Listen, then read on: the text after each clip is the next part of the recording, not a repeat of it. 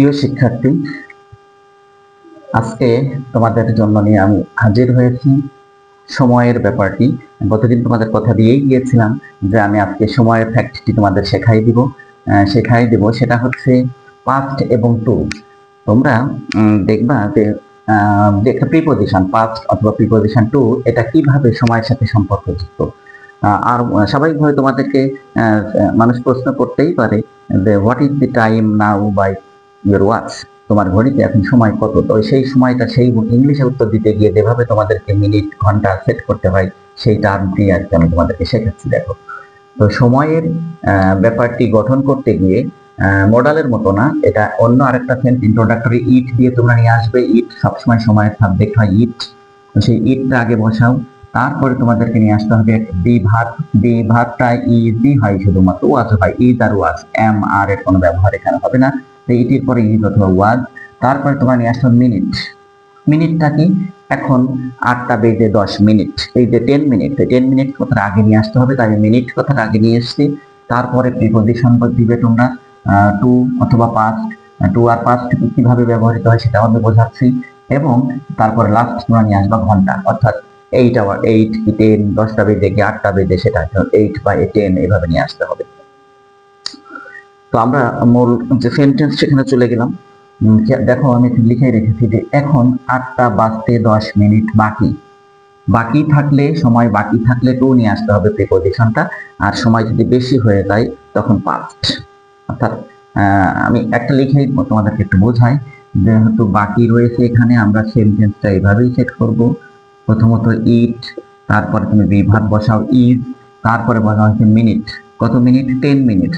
It is 10 minutes,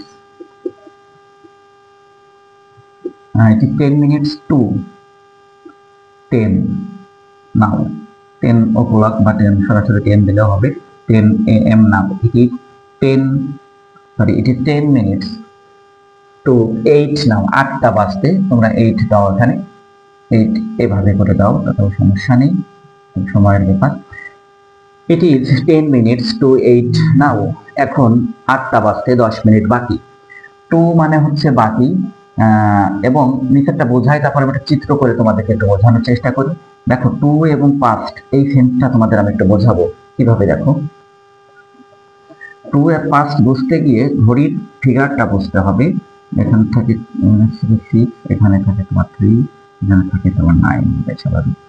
তো ঘড়ির সেন এখন কি বলেছে? 8টা বাজতে 10 মিনিট বাকি। 10 মিনিট বাকি তার মানে 10 মিনিট বাকি, তার মানে এখানে আসবে মিনিটের কাটাটা। আর 8টা বাজতে,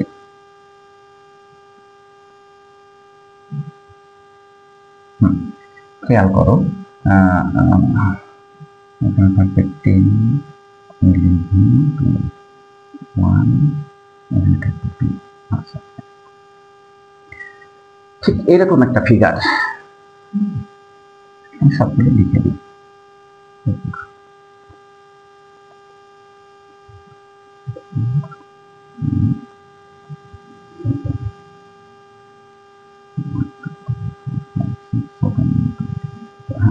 তো দেখো, ঘড়িটার দিকে তাকাতে হবে এই মিনিট বুঝতে গিয়ে, টু এবং পাস্ট বুঝতে গিয়ে কেন এরকম হয়। ফার্স্ট সেন্টেন্সটি হচ্ছে যে এখন 8টা বাজতে 10 মিনিট বাকি মানে হচ্ছে এই 8টার কাটাটা, অর্থাৎ এই 10 মিনিট বাকি, এখানে 10 লিখি। তো এই কাটাটা এখানে যেতে হবে, এই 12টা এই পর্যন্ত যেতে হবে। এখানে যাওয়ার জন্য টু, কোনো কিছু সামনে থাকলে টু হয়। এই জন্য আমরা বলে থাকি যে বাকি থাকলে বা ইংরেজিটা সেট করে গেছে টু প্রিপোজিশনটাকে এইভাবে যে কোনো কিছুর সামনে, যেমন go to school, to school সামনের দিকে, তাই টু স্কুল হয়। অর্থাৎ ওখানে তোমার 12টার কাটার পরে যেতে হবে মিনিটের কাটাটাকে। এই জন্য 2:08 মানে হচ্ছে 8টা বাজতে বাকি, 10 মিনিট বাকি। নিচেরটা বোঝাতে গিয়ে আমি আবারও যাবো ওখানে যে এখন 8টা বেজে 10 মিনিট।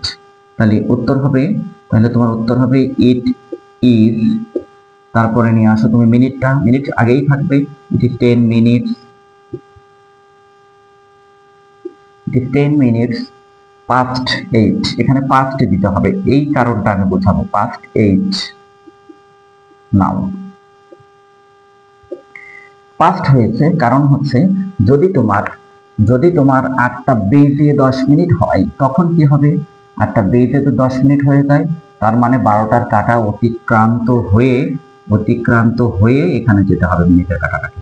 এই যে এতগুলো বা তারপর 10 মিনিট পার হয়ে এখানে চলে এসছে, এই জন্য বলা হয় সময় বেশি হয়ে গেলে পাস্ট নিয়ে আসতে হবে। সময় বেশি হয়ে গেলেই তোমাকে পাস্ট, আর কম যদি থাকে তো টু। খেয়াল করো জিনিসটা। এখন 8টা বেজে 10 মিনিট, ইট ইজ 10 মিনিট পাস্ট 8 নাও। 10 মিনিট পার হয়ে চলে গেছে, তাই পাস্ট তুমি এখানে প্রিপজিশনটা সেট করলে। একইভাবে পনে এবং সোয়া, এটাও তুমি সেট করতে হবে। তোমাকে সেট করতে হবে যে পনের অর্থটা আগে তোমার বুঝে নিতে হবে। পনে মানে হচ্ছে কম, 15 মিনিট কম, 1/4 একটা অংশ কম। আর তোমার সোয়া মানে হচ্ছে বেশি, বেজে বেশি হয়ে যাওয়া। এই কারণে সোয়া 10টা বাজে এটা যখন আসবে তখন তার মানে বেজে পার হয়ে গেছে, 10টা পার হয়ে গেছে, সোয়া 10টা মানে। তো তুমি একইভাবে সাজাও, ইট ইজ এ কোয়ার্টার, QUARTER, কোয়ার্টারকে শিখি বা 4/1 বলা হয়। ইট is a quarter past. Past দিতে হচ্ছে কারণ হচ্ছে তোমার পার হয়ে চলে গেছে, 10টা পার হয়ে চলে গেছে, এই কারণে তোমার কোয়ার্টার পাস্ট নিয়ে আসতে হয়েছে। সোয়া 10টা মানে ইট ইজ এ কোয়ার্টার পাস্ট 10 নাও, এখন সোয়া 10টা বাজে। পৌনে 10টা মানে সেটা আগে বলবো। পৌনে 10টা মানে 10টা বাজতে 15 মিনিট বাকি আছে এখনো। তো বাকি থাকলে আমি বলেছি সবসময় টু নিয়ে আসতে হবে প্রিপজিশনটা। বাকি থাকা মানেই প্রিপজিশনটা টু নিয়ে আসতে হবে। তো এখানে আমরা সেটাই নিয়ে আসবো। কিভাবে? It is a quarter past না টু, কারণ হচ্ছে কম রয়েছে, পনে মানেই তো কম। It is a quarter to 10 now. প্রফিগারটা দাঁড়িয়েছে it is a quarter to 10 now. এক জায়গায় হচ্ছে পাস্ট কারণ বেশি হয়ে গেছে মানে সোয়া, আর এটা কম আছে, 15 মিনিট কম আছে, পৌনে, তার মানে to. It is a quarter to 10 now. সময়ের ব্যাপারটা তোমাকে এইভাবেই সেট করতে হবে। ধরে নাও এখন বাজে 9টা, এখন বাজে 9টা 5 মিনিট। আগে মিনিট নিয়ে আসতে হবে, তারপরে 9টা বেজে 5 মিনিট, তাহলে আগে 5 মিনিট, তারপর পাস্ট 9, যেহেতু বেজে পার হয়ে চলে গেছে, অতিক্রান্ত হয়ে গেছে 12টার কাঁটা, তাই পাস্ট। আর এখন 9টা বাজতে 10 মিনিট বাকি, 10 মিনিট বাকি আছে, তার মানে টুতে আসতে হবে, বাকি আছে, ওখানে যেতে হবে কাঁটাটাকে আস্তে আস্তে টুকটাক করে। তো ইট ইজ 10 মিনিটস টু 9 নাও। তো এভাবে করে আমরা ঘড়ির সময়টাকে সেট করব পাস্ট এবং টু দিয়ে। আরেকটা ব্যাপার হচ্ছে সরাসরি সময়কে তোমরা সরাসরি যখন সময় পাবে, যে সময় বা কোনো সময় বলতে মধ্যরাত, এখন মধ্যরাত, ইট ইজ মিডনাইট নাও। তখন ছিল গভীর রাত, it was deep night, it was dead night then.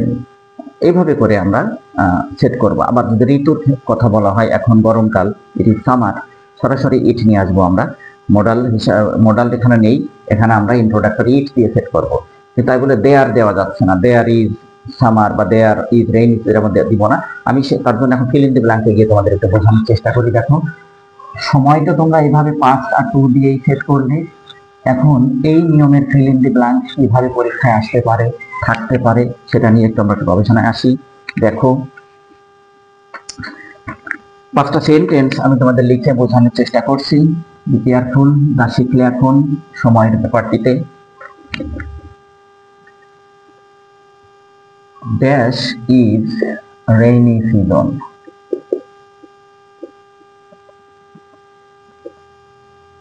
Now. Number B তে লিখি, dash is a cup on the table.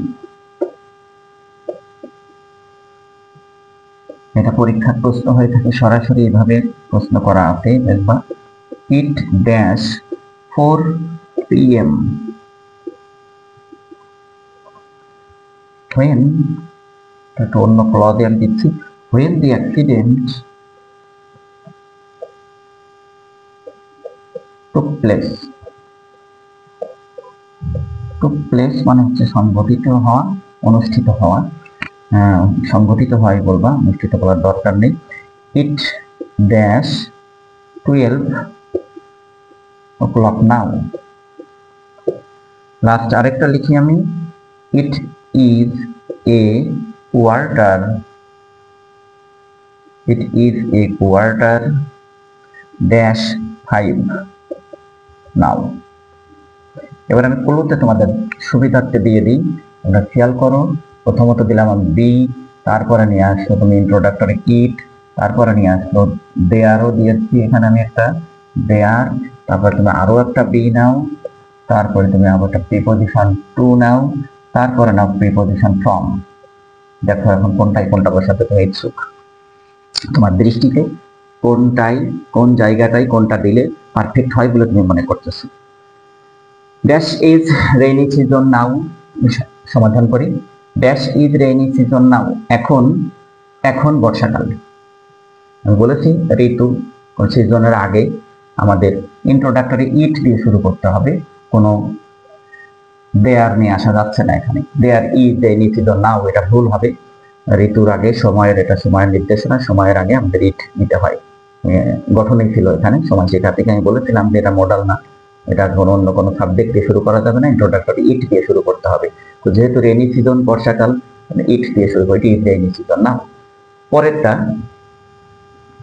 Dash is a cup on the table, এখানে একটা ফ্যাক্ট কাজ করেছে আমার প্রথম ক্লাসে, এটা আমি তোমাদেরকে বুঝিয়েছিলাম প্রথম ক্লাসে, খেয়াল করবা সেখানে গিয়ে টেনে দেখো প্রথম ক্লাসে এটা আমার আছে দেয়ারের ব্যবহারটা, যে জিনিসটা লাগে, জিনিসটা তারপরে স্থানটা দেয়ার দিয়ে সেট করতে গিয়ে তোমাকে আমি ওখানে বুঝিয়েছি যে জিনিসটা লাগবে এবং একটা স্থান লাগবে। এখানে ঠিক সেই রকম একটা সেন্স, সেই রকম একটা সেন্টেন্স কি সেটা, যে টেবিলের উপরে একটি কাপ আছে, টেবিলের উপরে একটি মগ আছে, এখানে নিয়ে আসতে হবে তোমার সেই দেয়ারটা।